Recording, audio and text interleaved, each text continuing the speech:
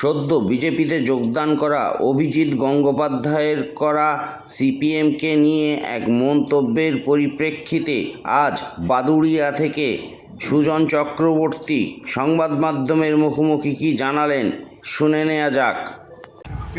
অভিজিৎ গাঙ্গুলি বলেছেন, আমি সিপিএমে যাবো না কারণ ওরা ধর্ম মানে না, নাকি ধর্ম বিশ্বাস করে না। আমি প্রথমত বলতে পারি, ধর্ম ধারণ করতে হয়, বুঝতে হয়, শিখতে হয়। মানুষের জন্য কাজ বাদ দিয়ে ধর্মের নামে অন্ধতা করা যায়, লাভের লাভ হয় না।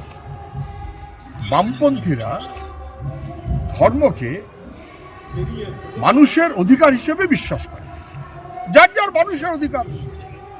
আমি বিশ্বাস করি না, আমার অধিকার। আরেকজন বিশ্বাস করেন, তার অধিকার।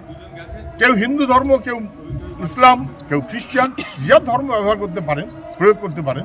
তার সাথে কি বিরোধ আমি জানি না।